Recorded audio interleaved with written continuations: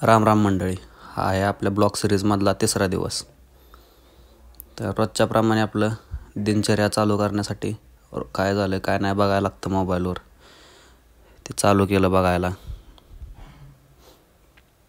थोडा वेळ मोबाईल बघून झाल्यानंतर आपला अनिकेत भाऊ आला. त्याने डबा आणला होता.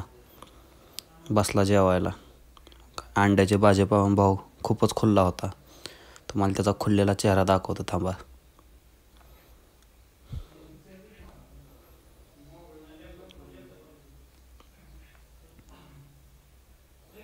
किती खुश झाला आहे बघा त्या अंड्याची भाजी बघून. त्यानंतर आपले डॉगेश भाऊ आलेच. त्यांना पण राम राम केला सकाळचा. आणि काय नंतर थोडंसं त्यांना खायला पण दिलं. रोज बोलवायचं आणि ब्लॉगमध्ये त्यांना फ्रीमध्ये काम लावायचं हे पटत नाही आपल्याला. नंतर मग रूम हे आवरून घेतले, जरा कपडे काढून घेतले. सगळे कार्यकर्ते कामावर गेले ते आपले. नंतर झाडूनही घेतली रूम. परत आपलं पाणी तापाय ठेवलं.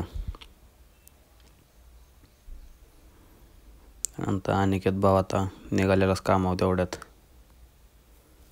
गडे आवरून ही म्हणलं आता जातो कामावर. टायमिंग झाला होता गाड्याचा. गेल्यानंतर गडे कामावर मग आपलं म्हटलं आता घ्यावा ब्रश करून. निघालो ब्रश करायला.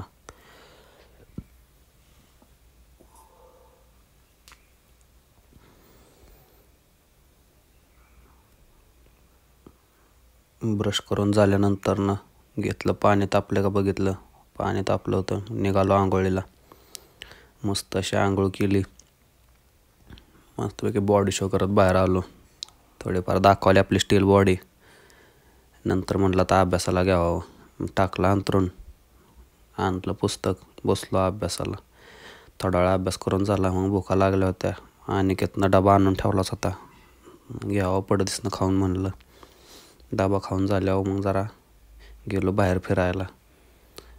बलरामन ओंकार आलती. त्यांच्यासोबत मग म्हटलं चला व्हायचं तुम्हाला मॉल दाखवून आणतो. नवीनच होता ना गाडी. म्हटलं मग निवांत वाघोलीची गाडी पकडली. डायरेक्ट गेलो ॲमेनोरा मॉलला. मग काय तिथला व्ह्यू तर काय असतो मला सांगायची गरजच नाही. एक नंबर व्ह्यू असतो. इथं पुस्तकांचं एक्झिबिशन भरलं होतं. मस्तपैकी तर गाड्यांचा फोटोशूट हे केला व्ह्यू बघून. नंतर मधनंच रेल्वे आली. ती म्हणली मला पण घे ब्लॉगमध्ये. बरं म्हणलं घ्या. नंतर झाला नाईट व्ह्यू. एक नंबर हो. त्याच्यानंतर गेलो सीझन मॉलला. सीझन मॉलला तर काय नादच नाही. त्यात आपलं बाबू शेट आलं. त्याला घ्यायचा होता बूट.